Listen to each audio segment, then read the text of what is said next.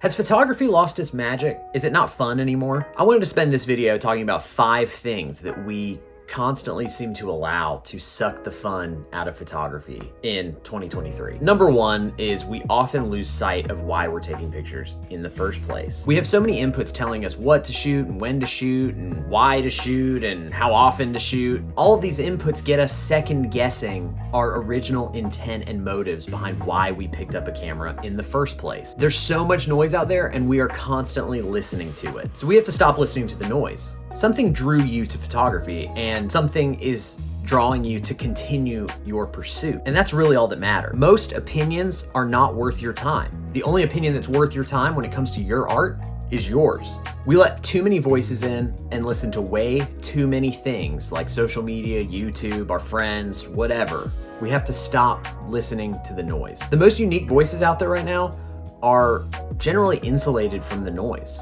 The more time we spend listening to the noise, the more we become part of the noise ourselves. Another thing we allow to suck the fun out of photography is money.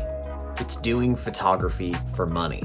If you're like me, where photography is your job and hobby, that's a tough high wire act. We have to find ways to protect our vision while simultaneously paying the bills. There are different solutions for everyone, and I always try to have some sort of personal project going on so that that excitement can push me through whatever client work I'm doing that may not necessarily be the most fun thing ever. And sometimes that creative love can intersect with money-making opportunities, and often it tends to drive the momentum of business opportunities when we are chasing our most creative visions we have. I've always had this temptation where I try to squeeze everything original out of what I do in order to be more marketable.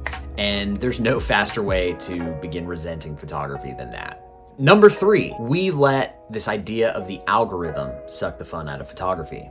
This idea we have of the algorithm is flawed. We look at it as like a capricious god that determines all tastes. We think about it like the aliens in the Pizza Planet claw machine. Who's in charge here?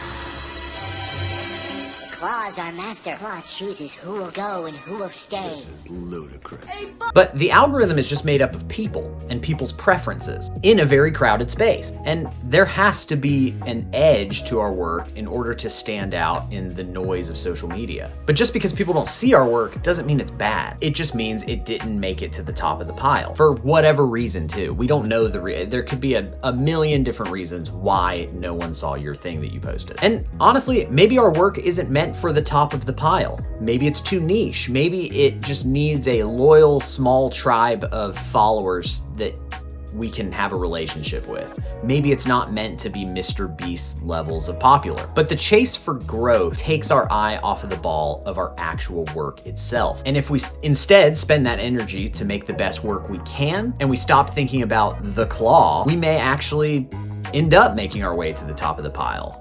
So Sid can pick us?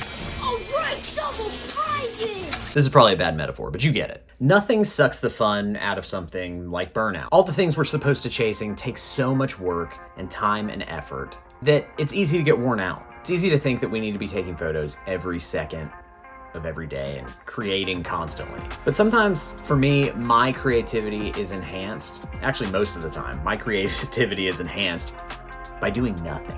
In order to capture life, we have to live life. And I think we often forget that. One really good photo a month is better than a bunch of crappy photos every week. It's taken me a long time to learn this lesson. My best ideas come from when I have time to chill and actually have space to think. We can't be putting out all the time. And finally, fun is always sucked out of photography when we are not making the work we want to make. We come up with excuses all the time, like the work doesn't get engagement or the work doesn't make money or whatever. I have a theory that people can sense the amount of fun or authentic love that an artist puts into their work, and that determines the amount of love people have for said work. I think if people can detect the love and care in a piece of art, then they will also love it. If they feel like we just are going through the motions and just making stuff because we feel like we have to make it, I think people can sense that and aren't as interested in what we have to offer. Our enjoyment around making the work may be one of the most important parts of the work itself. And if we chase the things we love, we have more patience and are willing to keep going for a longer period of time.